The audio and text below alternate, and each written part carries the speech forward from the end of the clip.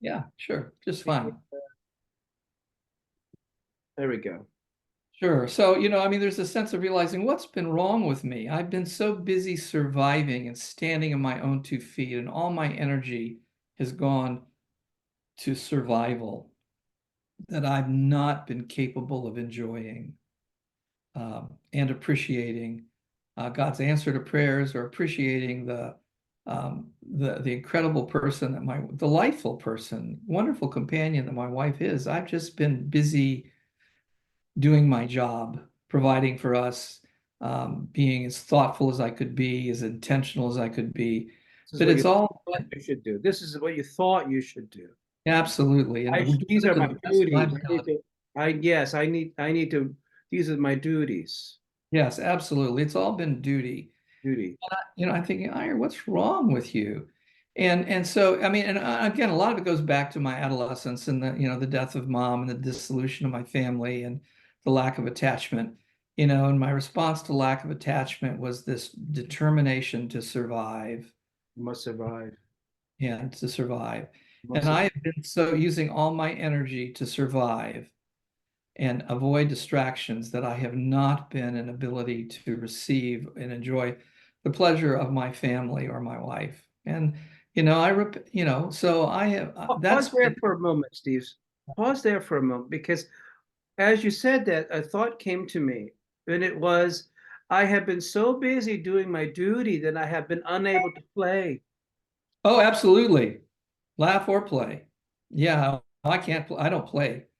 So I try, I don't do it. And coming out of that background where I'm just trying to survive my adolescence, I'm just trying to survive this home life and the death of my mother and the absenteeism of my father and being shifted from one house to the next. And that I going to military school and just having to buckle down and do my duty and survive this.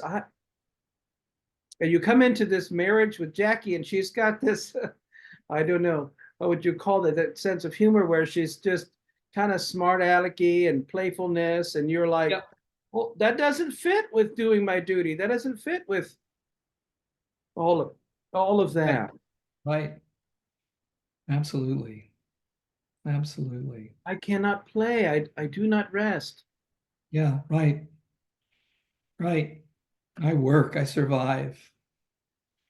So yeah, and so all that just within again, so there's and added to that again, as I was so focused on just wanting to be obliterated, and just get out of this determination and clenched jawed existence that was not fun. It was exhausting. And my daughter-in-law in Raleigh, Amber, is always posting pictures of our two grandchildren, Amelia, who's 4, and Connor, who's 2, and and Justin and Amber in their relationship with each other. And it gets posted to Facebook fairly frequently. And there are people in my church and friends from the past who are Facebook friends. And a week doesn't go by that someone says, "Oh my gosh, you've got the most adorable grandchildren there are. There's a patent on cuteness that your family has. Just amazingly cute, delightful, wonderful, um, and I would say, yeah, yeah. But I was just enduring them, even not enjoying in their delightfulness. Not even And able to play with your grandchildren. not really, other than doing my duty of chasing them or hugging them, or, I was doing the right things. But it wasn't pleasurable. It was just being responsible. It's doing what I thought, a grandfather's supposed to do. So you have this belief that this is what I ought to do, Yeah, what I should do. This is how it's supposed to function. yeah. Because, when you were 11 when your mom died, 13. 13, do you remember playing before then? No. Um, Do you remember no. playing with your father? Well, Dad and I would toss the ball back and forth occasionally in the side yard. That's true. And I mean, I played Little League football for 3 years, fifth grade, sixth grade, seventh grade, and eighth grade. I played Little League baseball for a year or two. But then I sold newspapers, I sold Christmas cards. I was always busy doing things. Um, Not uh, just being, not just playing, relaxing, resting, that was connecting. boring. Yeah, that was boring. That was well, yeah, he's an adolescent boy, but then you move into when as soon as mom dies, and there's this belief, right? This is how life should be. This is what I need to do. This is proper. And then you come Yeah. into your marriage and you come into being a father yourself and a grandfather, and you're stuck in this belief. And what are you noticing now? What is Well, there's a fullness inside. It's hard to describe. And tomorrow I may be in the depths of despair. I mean, I don't know how long this is going to continue. Uh, Hmm. I'm going through this. I'm in this wonderful phase this morning of just feeling content. It's okay. We're going to go for a walk this afternoon in the mall. We're going to return some dresses for Jackie. We've got a Bible study at 4:30 to go to. And rather than this being something to fulfill my day, it's going to be, I'm going to enjoy being with Jackie. And I'm going to enjoy our walking, and I'm going to enjoy getting her some decent clothes for this cruise we're going on with the family in a couple of weeks. Um, I'm going to enjoy this Bible study that grew out of the C.S. Lewis Institute. Um, and I'm not the leader. We go, Jackie has said for years, can we ever go to a Bible study where you're not in charge? Um, It's and hard. so this is the one Bible study that we're in that I'm not the leader and refuse to be the leader. I'm just a participant. It's And hard to be a minister and a trained theologian and not be in charge when you go to something. yeah, it is. And when I speak, it carries a ring of authority, I'm sorry to say. But I refuse to, when the leader's not there, I refuse to lead. I refuse to sit intentionally in the leader's chair and do the best I can to be a participant. And I don't always say the first thing that comes to mind. I let others speak first, Hmm. then try and join in so that I can be a participant rather than the leader. And that's important to Jackie, interestingly enough. But you're talking about growing into contentment. Yeah, really. I can enjoy being with my wife and shopping with my wife. I don't need to be in charge, even in the Bible study. I don't need to be the teacher. I don't need to be the one who's doing the duty and just surviving. You're noticing that you can rest, you can play, you can enjoy. Yeah, yeah, right.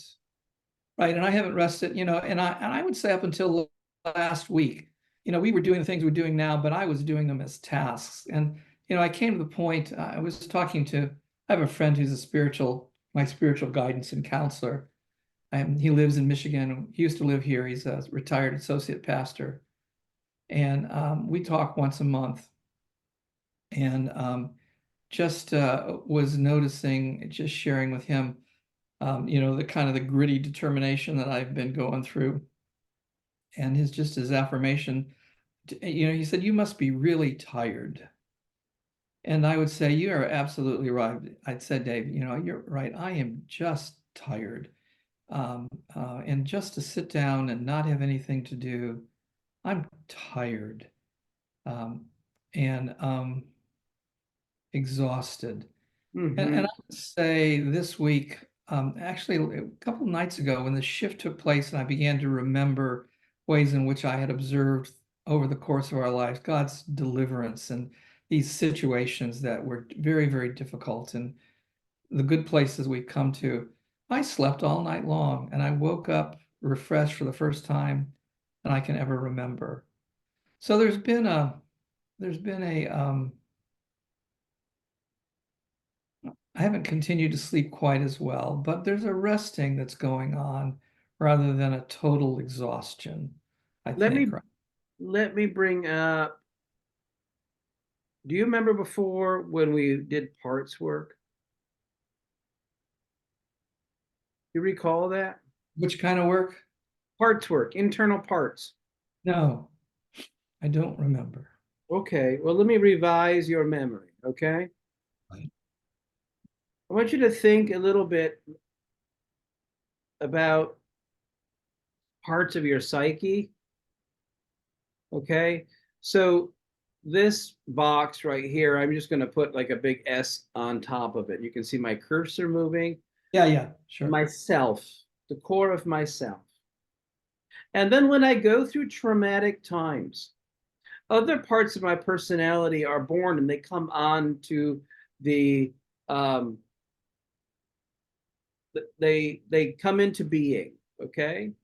And let me grab another document here to show you. I just have to remember where did I stick it. um, no, I know I'm having a hard time here. I don't have the right thing open. One moment here.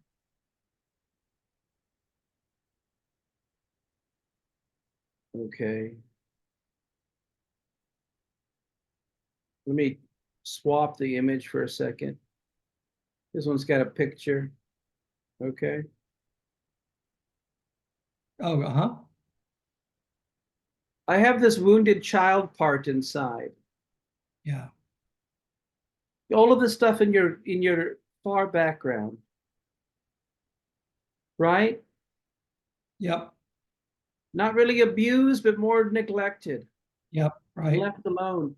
And Right. then I have this other child inside who wants to see how the clothing on this child is kind of like an adult's clothes. It's trying to adapt to the situation to make sure the wounded child doesn't have a meltdown. So I'm Yeah. going to learn to do something in order to survive. Okay. Absolutely. Then I'll have the functional adult. So let me go back to the other drawing here. The functional adult is this self, okay? And the trauma parts of my personality are like multiple children.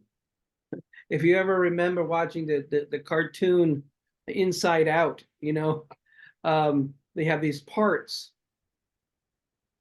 You have this part that has learned to bear down, to get on with doing the duty, to work. And this is how I'll survive. I'll be busy. I'll strive.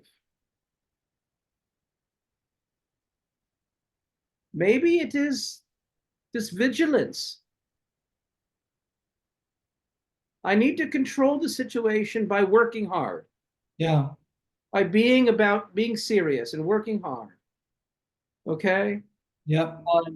I'm fighting against the pain of not knowing what to do with myself and not having anybody. And so you have this part that is so vigilant within. And this part is tired. This part is exhausted. Yeah, right. But in the shift that you're talking about, where I'm coming into a contentment, it's like finally my wise functional adult that has been thrown in the trunk of the car for so long while this vigilant part's been driving, this 13-year-old part that's like, I'm going to get on with it. Finally, the adult got out of the trunk. And you're 13, you don't have a driver's license, scoot over, right? Yeah. And all of a sudden the 13-year-old says, I've been waiting for you to come. Yeah, right. Feels so I've good. been waiting for you to take over. Mm. I don't want to do this anymore. Yeah, right. I don't. And your adult says, we don't have to. We can play. Everything's going to be okay. I remember. What have you been remembering these days? I remember. And I rehearse how God was present for me. God was working in the lives of my sons through all the things we went through. God was there when I had long droughts of connection with my wife. God was there working through that when we went to England and we had to find a place to live. Like all of these things you're remembering. And the wise functional adult is saying, we're going to be okay. Slide over, take your peanut butter fingers off the steering wheel. I'll drive. You just look out the window over there. Yeah. Now, you didn't do that consciously with an internal dialogue, but this is how I'm conceiving it for you. It's like this part. This part doesn't find Jackie funny when she's doing No, right. things because it's like, that's not serious. We need to play Yeah. this role. That's No, distracting. It's irritating. that's a child part Yeah. that's trying to adapt to a difficult world. And all he knew was how to get serious, get busy, and do work. Yeah. And we don't want to fault that guy because Ah, if it wasn't for that part coming on board, would you have survived your childhood? yeah, no, I wouldn't have, right? I mean, it No, didn't work. but that part doesn't learn anything. Yeah. He's stuck with the coping mechanisms that he developed at that time. Yeah. Yeah. But it doesn't need to be that way. So I encourage you the next time those kind of emotions come up, that you kind of have this, haha, I see you, little vigilant man. Oh, that's good. See you. I see you. I know what you're concerned about, but it's going to be okay. Yeah. We can play, we can relax. Yeah. Who do you think it is that wants obliteration from existence? Oh, well, it's that kid who's exhausted. That little kid inside who's exhausted. That little kid inside who knows how to trust who? Self. Self. And what that little vigilant part of your personality knows how to trust itself. Who does it not know how to trust? God and others. God and others. And your wise functional adult is able to look back and remember Yeah. what? Well, that again, through developmental life crises and family and personal, professional, there have been many times that looked pretty hopeless. And each time God's gotten us through to a better place and to a healthier place for my family and for our income and where we live and the needs that we have. We have been adequately provided for. We've been adequately healed. We've been adequately, wonderfully guided into places of health and blessing. Oops, wrong one. Here we go. Leave that on for a minute. I want to look at that functional adult. Mature, thoughtful, nuanced, able to forgive. It's based. It's here in the present. Understands imperfection. Understands ambiguity. Understands shades of gray, not black. Notice the adaptive child's black and white thinking. Oh, right. The functional adult's like, no, I get this. God's present for me. Yeah. It's adaptable, unlike the child parts. The functional adult learns new skills, see things in new ways, takes it into account. But when I'm in that other part of my personality, that adaptive child, I don't. I'm Yeah. stuck. Yeah. So, but it's funny, you stumbled upon this, Steve. Yeah. Yeah, I have. Because Yeah. it's the functional adult who's remembering, right? Yeah, right. The adaptive child doesn't remember anything. It only knows the coping mechanism, the defensive posture that it developed long ago. Yeah. Yeah, right. Boy, I'm so glad that's not an encasement around me anymore, imprisoned within it. I couldn't escape. Again, it's really interesting.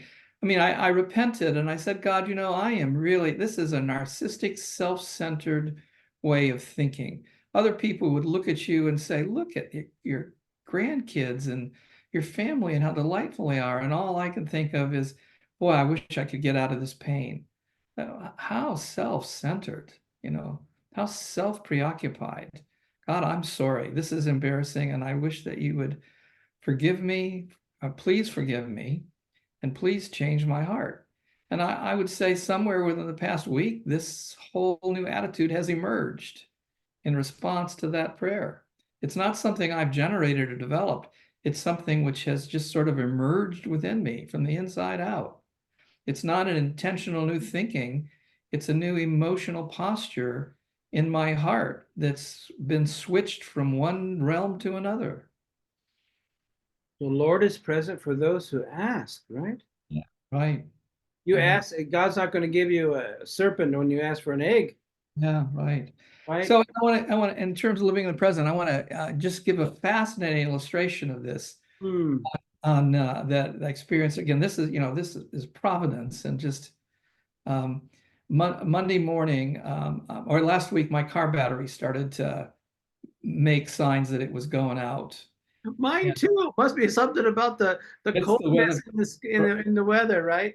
Yeah. So, and Monday morning, we were supposed to get up and take Jackie for blood tests. She's got a doctor's appointment next week, and so we arranged and to be sure to skip meals and get up in the morning. But when I thought, you know what, if you take Jackie in this car with this battery that's sounding so iffy, you're going to get to the parking lot.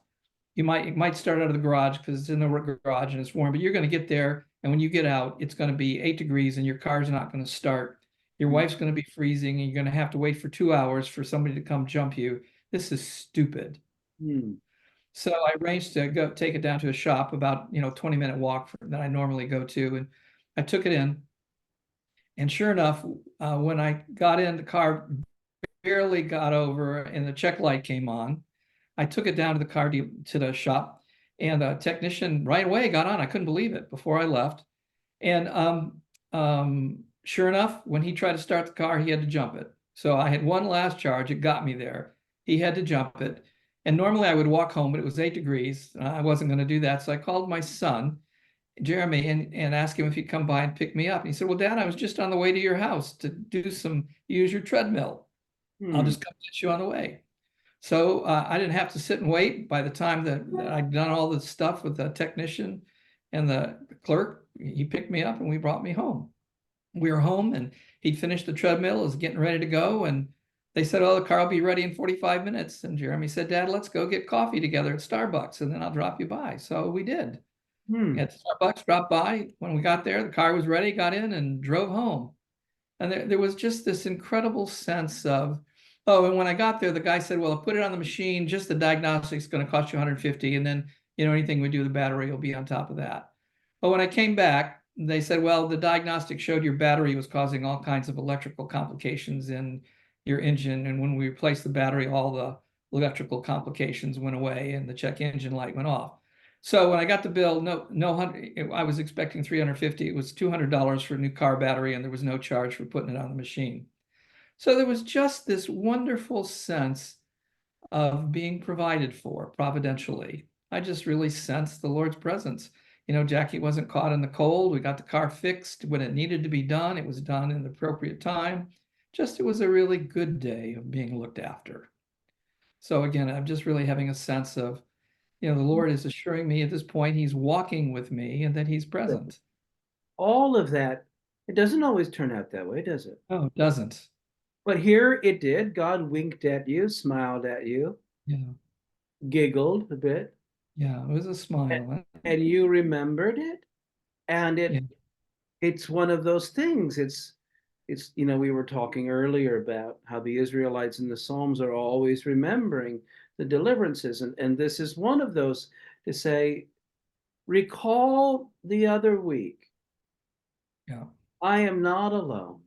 yeah, God needs to step into my life once in a while like this so that I remember.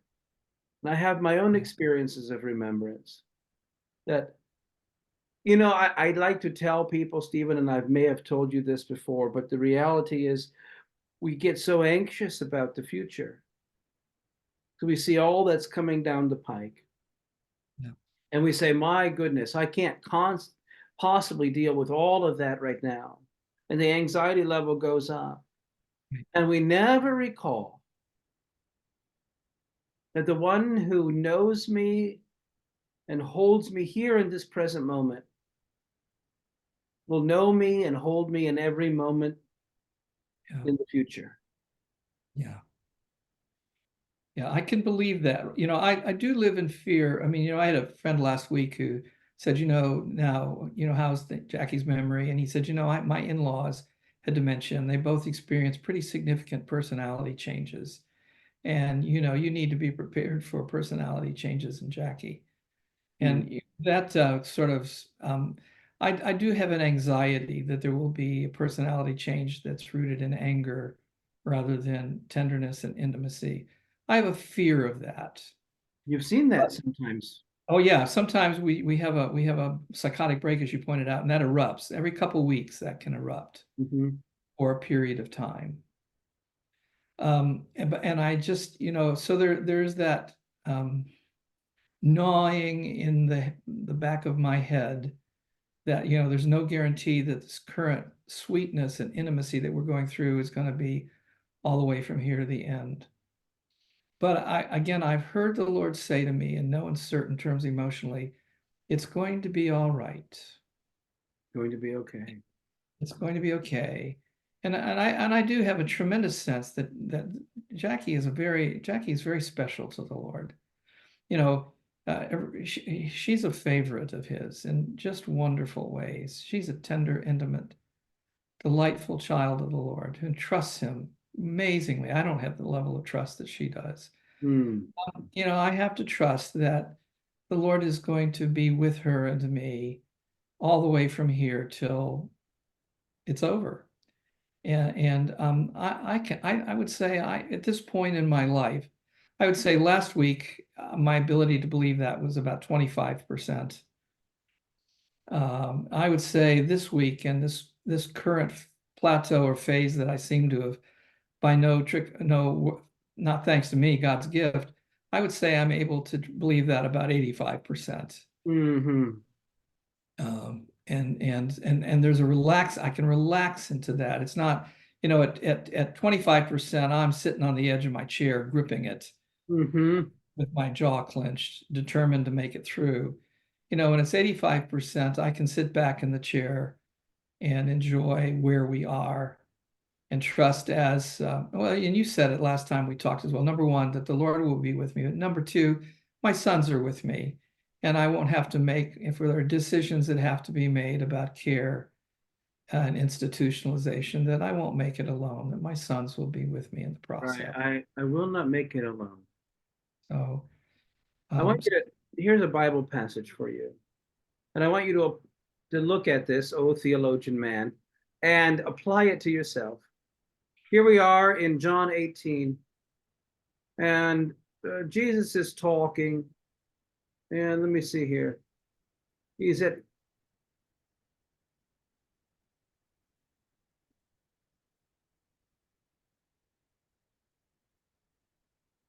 they said to Jesus of Nazareth, Jesus answered, I have told you that I am he.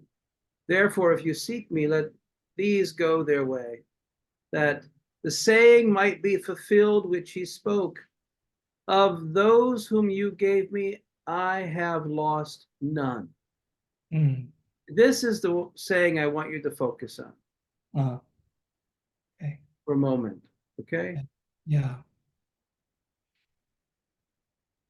And I want you to think, how does that apply right now to Stephen in what Stephen is going through? Of those you have given me, I have lost none.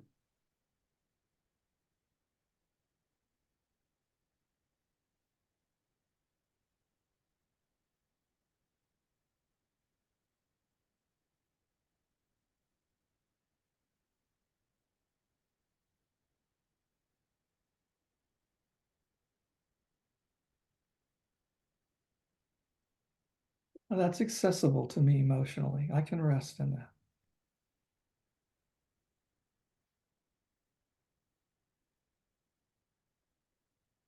Articulate the meaning that you're making of it for yourself right now and how you rest in Well, it's sort of sitting back in the chair it. Mm-hmm. and that provision and affection and care um, and personal presence are both my ability with Jackie and the Lord with Jackie and I. It's going to be um, tender and sufficient. Hmm.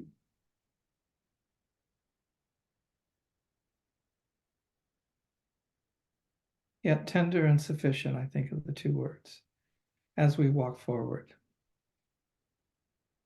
And I have a hope, no guarantees, but I have a hope that sort of the sweetness and the intimacy and the mutual affirmation that Jackie and I are currently walking through on a constant basis right now, we can walk through all the way till she loses consciousness.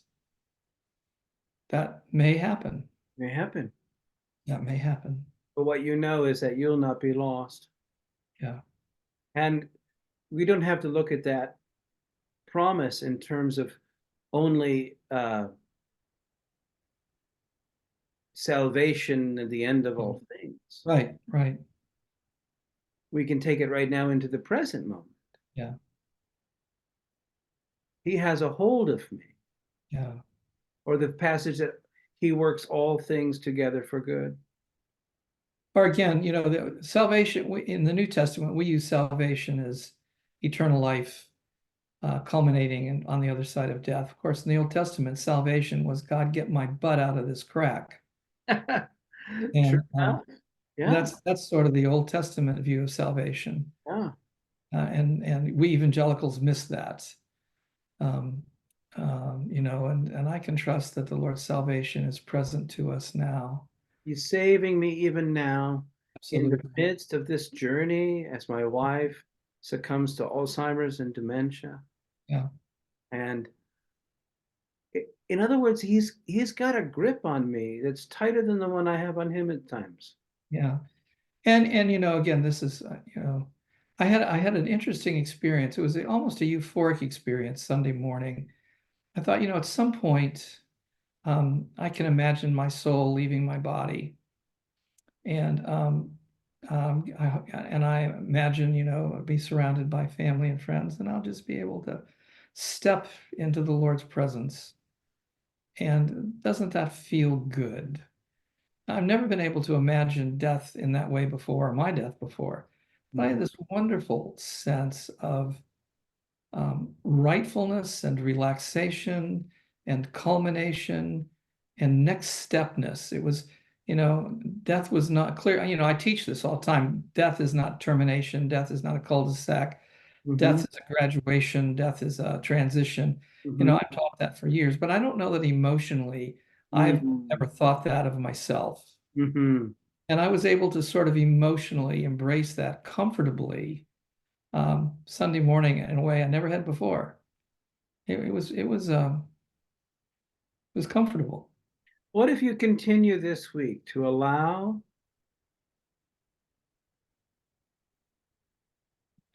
that knowledge, that insight to invade the present? Yeah.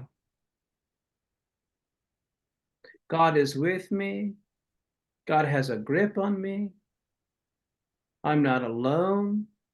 I'm moving. He's not going to lose me. Yeah. Even when my body gives out, I'm not going to be lost. Yeah. I can rest. That part of me that's so vigilant, I can say to it, take a rest, young man. Yeah. Right. Take a rest. We can play a bit. Yeah. In other words, you know, Westminster Confession, what's the chief end of man? Glorify God and enjoy him. Enjoy him, yes. Enjoy him. I for years I've said that and lamented that I couldn't. And I probably have tasted more of that in the past week than I've ever had emotional access to before. God is most glorified in me, said John Piper, when I am most satisfied in him. Right. I believe that to be the case. Well, you go with that. See if you can let that invade your present days this week. Thank you. Appreciate being able to verbalize this to someone and verbalize it to you. Thank you for the encouragement and the affirmations. It's been you're welcome. Good witness. It's been wonderful to support you. Thank you, brother. All right. We'll see you next time. Blessings and bye-bye.